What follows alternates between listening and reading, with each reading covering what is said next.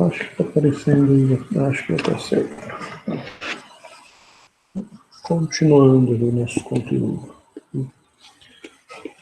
Só voltando aqui, né, mostrar o capítulo 5. A gente começou falando lá das técnicas de entrada e saída, de como funciona o módulo de entrada e saída. Depois, isso daqui no 1, 2 e 3. Então, as técnicas, como funciona a entrada e saída, e o módulo de entrada e saída, nesses 3 primeiros. Depois, no 5.4, falou do disco, né? Aqui nesse disco entra HD. A gente falou de mídia ótica também, CD, DVD, Blu-ray, que também entra nesse tópico aqui do 5.4. E hoje a gente vai finalizar o 5.4, que ainda tem fita magnética, né? Fala do relógio, e aí adiciona, tem um tópico que não está aqui, né? Que esses últimos 3 aqui não entram no nosso conteúdo, que é o finalzinho falando do SSD, né? Que não está nos livros aí, por essa versão do livro aí ser um pouquinho mais antiga. Né? Então, pouca coisa hoje aí já para finalizar esse conteúdo aí desse capítulo. Né? Então, fita magnética. Lembra que quando eu falei de memória, a gente fazia lá uma representação da hierarquia de memória. Né? Que aqui em cima eu tenho os registradores, depois eu tenho memória cache, depois da cache meio feio aí, mas serve. Depois da memória cache eu tenho aqui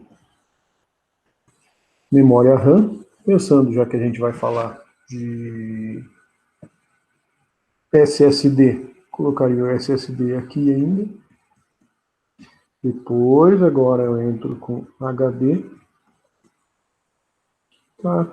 Por fim aqui representar fita. Poderia até pensar aqui em CD, DVD, Blu-ray, as mídias óticas, né? Mas essa representação deixar fora. Então, falou backup ali, alguém comentou lá quando estava falando de HD, a gente ainda falou do RAID, né? Um jeito de a gente fazer o backup, alguma das técnicas de fazer isso daí. Então, nessa representação aqui da hierarquia de memória, eu tenho isso daí. E essa hierarquia representa que, à medida que eu estou subindo nessa hierarquia, nos níveis mais abaixo, eu tenho mais espaço. Né? Ou seja, em uma fita eu consigo armazenar mais informação do que em um registrador que está em cima na hierarquia. Além disso, no nível mais para baixo aqui, eu tenho memórias mais baratas, ou seja, uma fita também é mais barata que qualquer outro tipo de memória mais acima. E aí uma desvantagem, as memórias mais abaixo são mais lentas. Né? Aí à medida que eu subo, eu vou mudando isso daqui. Então, o registrador, ele tem menos espaço, ou seja, ele consegue armazenar menos informações. O registrador, se um é mais barato, o registrador é mais caro. E, além disso, as memórias mais acima são mais rápidas. Né? Então, à medida, se você pega 2 memórias para comparar, se eu pego aqui, vou comparar memória RAM com SSD, com HD. O HD vai ter essas características aqui. Ele consegue armazenar mais informações, é mais barato e mais lento que a memória RAM. Só que a memória RAM é mais rápida do que o HD, certo? Então, isso daqui é a representação da hierarquia de memória. Então, essa fita, por mais que pareça coisa antiga, ainda é utilizada. Né? Foi criado lá na década de 90, e ainda é utilizado isso daí, que é aquele acesso serial sequencial, como se fosse uma fita VHS, né? Que compensa lá em um filme, que para chegar no filme você não consegue arrastar a barra da posição do filme, do tempo zero para começar a partir da 1 hora. Você tem que ir sequencialmente, ou seja, você tem que ir vendo o filme inteiro, né? Então isso daí é um tipo de acesso que é muito lento, só que ele é barato, né? Então isso daí é utilizado para quê? Para você ter um backup e principalmente para fazer um arquivamento. Por que dessa palavrinha aqui do arquivamento, né? Se eu pensar, já que a fita magnética é barato, eu vou usar ela para fazer backup da minha empresa, por exemplo. Só que daí você pega a sua empresa, você trabalha lá, sei lá, você tem uma loja e você tem um cadastro de cliente, cadastro de produto, coisas simples relativamente, né? E folha de pagamento. Aí você vai lá e vai fazer o backup disso daí numa fita. Primeiro que, se você quer fazer backup em fita, quer dizer que você quer usar o espaço disponível da fita. Por quê? Senão você poderia fazer backup no HD. Seria, eu vou usar a fita que é um nível abaixo, porque eu preciso de muito espaço. Vamos supor que você precisa fazer backup de, sei lá, 100 tera. Você não vai comprar HD para fazer isso aí, porque ia ficar caro relativamente. É mais fácil você comprar 100 tera em fita. Então, vou fazer o backup de 100 tera em fita. Só que fazer esse backup de toda essa quantidade vai demorar muito. E se, vamos supor, deu problema hoje no meu computador, quero recuperar o meu backup. Recuperar esse backup de 100 tera também vai demorar muito tempo, né? Se é algo aí, no caso, uma empresa, uma loja, que você não poderia ficar com esse sistema parado, a fita acaba não sendo viável para isso daí. Por isso que ele fala aqui de arquivamento, né? É como se fosse, posso fazer o backup em fita como segunda opção. Então, faço um backup aqui em um HD e faço um em fita para garantir, porque é uma informação que eu não posso perder de jeito nenhum, né? Mas quando precisar recuperar, tenta primeiro no HD. O HD deu um problema, aí você vai para a fita, que é o que eles acabam fazendo aí no Sesumar. Não sei se vocês foram lá conhecer o servidor lá no bloco 11, o bloco novo lá. Vocês chegaram aí lá? Não, acho que nem deu tempo ainda, né? E todo começo de ano aí, acho que eles fazem aquela visita lá nos primeiros dias, vai andar pela biblioteca, vai fazer um tour lá no campus, né, que tá até com saudade de lá, e tem uma visita que é feita lá no servidor, que é lá no bloco 11, que é onde tem todo o sistema do site, o banco de dados, tudo que está armazenado relativo à instituição, nessa parte da TI aí. E lá eles falam que ele é feito backup das informações do Sesumar, dos cursos aí. Tem backups lá diários, mas um backup que é feito, que é utilizado lá em fita, é o backup como se fosse do final do ano. Então vamos supor, terminou o ano lá de 2019, todas as informações de todos os cursos no estúdio, as notas, as presenças, essas informações de todos os cursos, de todos os alunos aí, eles juntam isso aí e fazem um backup em um HD. Esse backup no HD vai lá para vai deixar junto com o próprio servidor. Além disso, eles fazem um backup disso em fita, né? Porque se der problema nesse HD, ele tem esse backup em fita.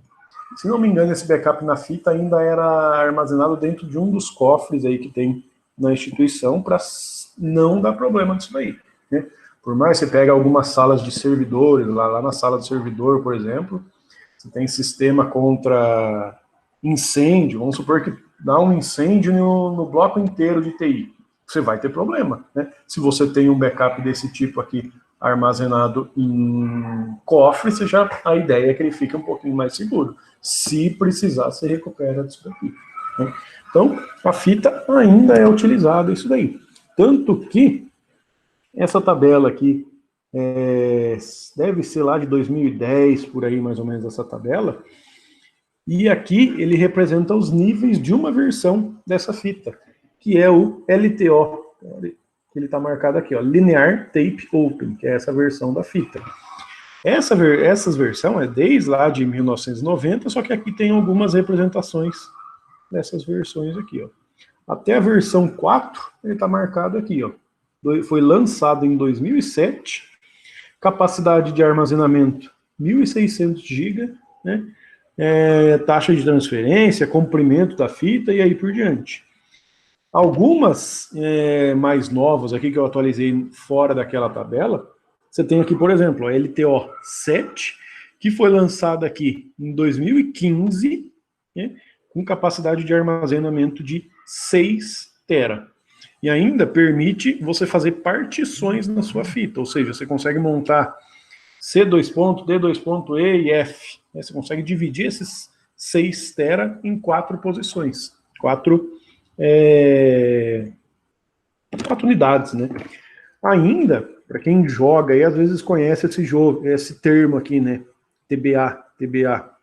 E o que quer dizer isso daqui? To be announced, né? Ou seja, para ser anunciado, para ser lançado ainda. Ou seja, essa versão 8, 9, 10 aqui estavam para ser lançados. Não lembro quando que eu atualizei esses dados aqui. A tabela é do livro, mas essa daqui eu que atualizei essas informações. Se está para ser lançado essa fita, quer dizer que ainda tem gente utilizando, né? Eles iam, vamos supor que eles lançassem a versão 7, ninguém mais usa isso daí. Se ninguém mais usa, eles não iam lançar uma 8, né? Ou seja, eles lançaram uma versão. Se ainda vão lançar e já estão anunciando as próximas, quer dizer que ainda existe uso para isso aí, existe mercado para isso aí. Imagina você ter um armazenamento de 48 TB, né? Só que, de novo, qual que é o problema? Você cai nessa representação disso daqui, né? Principalmente é algo muito lento. Ou seja, a fita é algo que você usaria, mas você não vai ficar toda hora salvando na fita. Você não vai igual a gente faz aqui. Eu estou com o PowerPoint aberto, vamos supor que o arquivo do PowerPoint está na fita, né? Eu vou lá e mando salvar esse arquivo, alterei aqui, rabisquei aqui em cima e mando salvar na fita, né? Você não vai fazer isso daí, porque mandar salvar na fita, por mais que é coisa pequena, você vai demorar muito tempo. Então é algo que você vai utilizar, mas a ideia é que você só salve uma vez essa informação e para recuperar pouquíssimas vezes também. Quanto menos eu usar, melhor para fazer isso daí. Então, é uma das técnicas aí que pode ser utilizada para fazer o backup, né? Antes de entrar ainda no SSD, uma outra questão relativa à entrada e saída é o relógio, né? Que é o relógio que marca lá os pulsos, a frequência que o processador está oscilando, para indicar a velocidade que ele vai realizar essas instruções.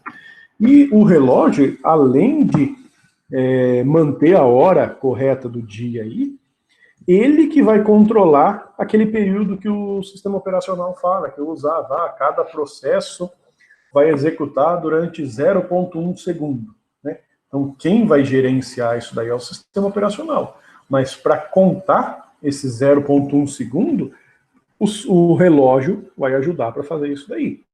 A hora que vocês tinham uma tarefa lá, que eu acho que eu passei para você abrir o gerenciador de tarefas e mostrar quanto tempo um processo tinha sido executado. O relógio também vai ser utilizado para isso daí.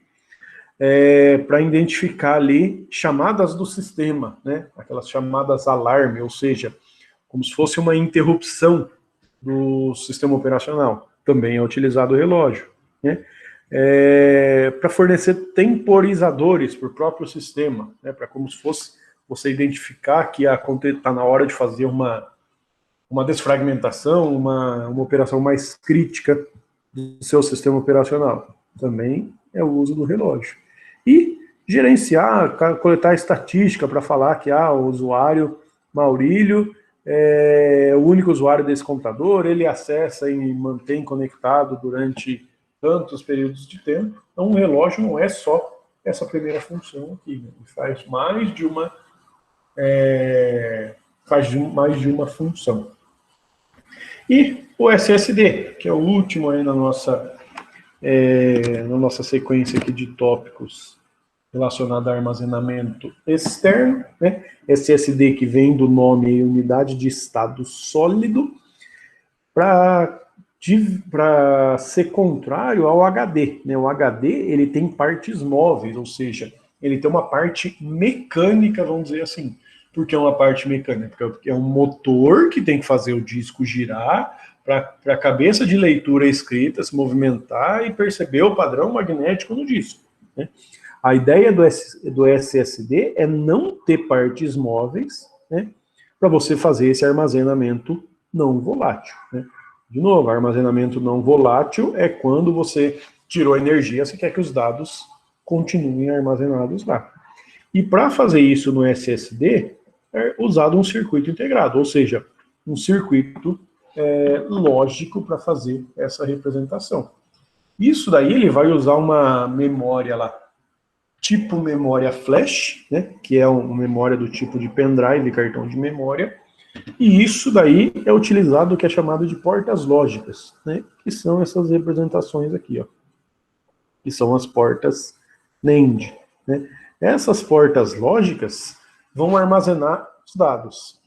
Aí eu tenho um canal de comunicação, que é o canal SATA, né, que é o barramento e o serial ATA, que trabalha numa velocidade alta, né, 6 gigabits por segundo.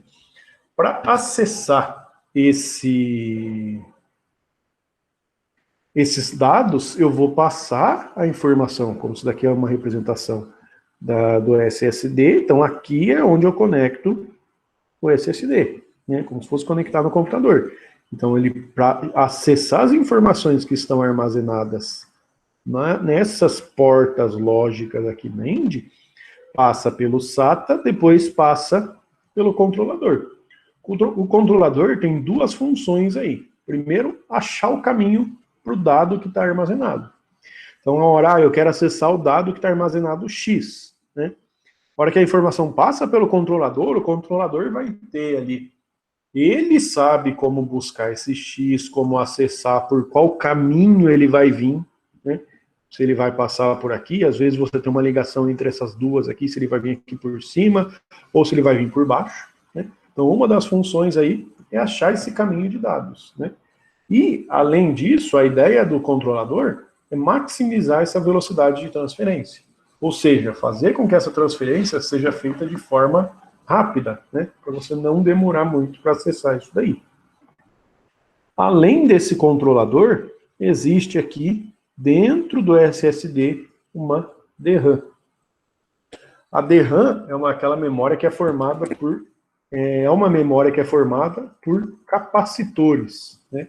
O D aí é de dinâmica, e esse tipo de memória é formada de capacitores, lá da física, que vocês viram aí faz pouco tempo, no ensino médio, né? Então, essa memória DRAM, ela vai armazenar as informações no capacitor como se fosse carga elétrica. Então, a representação aqui da NAND, do controlador e do SATA, ele é um circuito integrado. A hora que você pega essa memória DRAM que existe dentro, aí já é um tipo de memória diferente, né? Porque a DRAM, ela é utilizada na memória RAM. Tanto que você pega DDR-RAM, é dessa mesma representação. E essa DRAM que tem interna o SSD, ela funciona do mesmo jeito de uma cache, né? Aqueles exercícios que a gente fez lá de cache. Eu tenho uma memória aqui, a memória RAM, e eu tenho a memória cache aqui. Quero acessar o A, pega o A, quero acessar o A que está aqui, joga o A e o B em uma linha da memória cache. Isso é feito do mesmo jeito aqui no SSD. Então, se tem o X e o Y armazenado, ele quer acessar o X, ele pode jogar o X e o Y aqui nessa memória DRAM, que vai funcionar como uma memória cache. Então, cada um desses elementos aí você tem uma função específica. Analisando aqui dentro do controlador, que é esse elemento aqui, você vai ter ali uma interface ali responsável por mapear esses blocos, né, que é como se fosse saber onde está cada um desses blocos NAND, para quando eu precisar acessar, eu saber qual que é o caminho deles, né? Como se fosse montar uma tabela de endereços aí. O bloco 1 está no endereço X, o bloco 2, outro endereço, o bloco 3, e aí por diante. Aí eu tenho o microcontrolador, né, que vai receber os dados de entrada e distribuir para todos os serviços aí, um armazenamento temporário, quando fala buffer, e um código para correção de erro, né, aquela capacidade redundante, né, para quando dá algum problema ali, no disco, no caso, disco SSD, quando der algum problema, essa capacidade vai tentar resolver isso aí. E as NANDs, né, que são essas portas lógicas aí, elas são armazenadas em paralelo, né? Lembra lá da física também? Ah, vou fazer em paralelo ou sequencial, né? Então, isso daí são armazenados em paralelo, como se você tivesse um caminho aqui, uma para cá, outra para cá, e aí por diante. Né? Várias representações em paralelo desse jeito aqui. Tanto que está no desenho aqui, né? Algo desse tipo aqui. Então, essas NANDs, elas vão estar em paralelo, formando aí canais como se fossem bancos de memória, né? Isso daí pode estar representado em dois jeitos, né? Ou é num formato que é chamado de multicamada, né? Ou em um formato único, como se fosse representando, ou eu tenho dois caminhos para acessar isso daí, ou eu tenho um único caminho para acessar essas informações.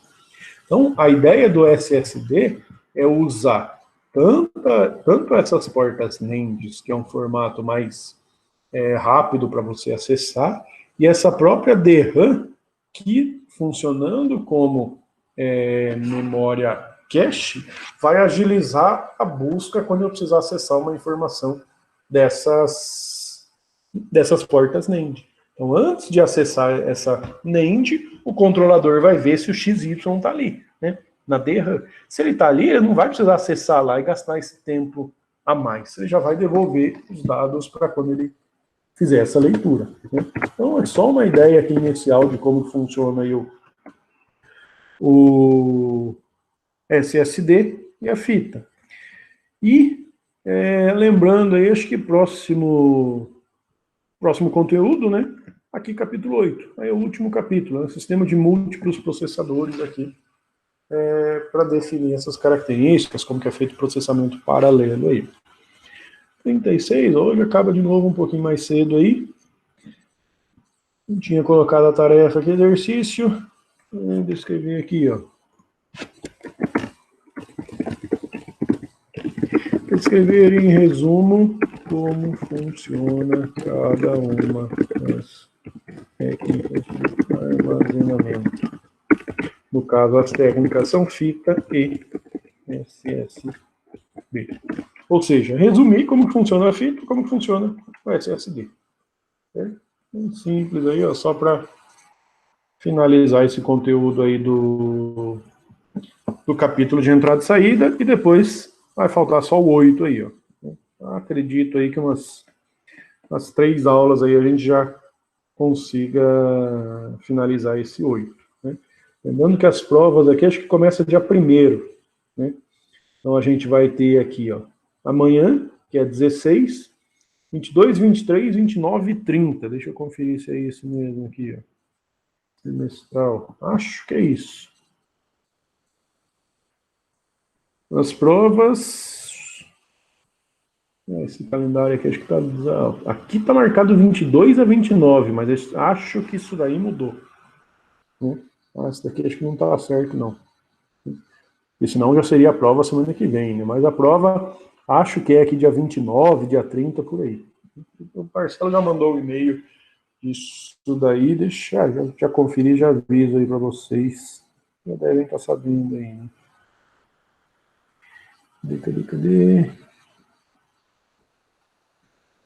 Aqui, ó, semestral 1/7. Então a prova começa aqui dia 1.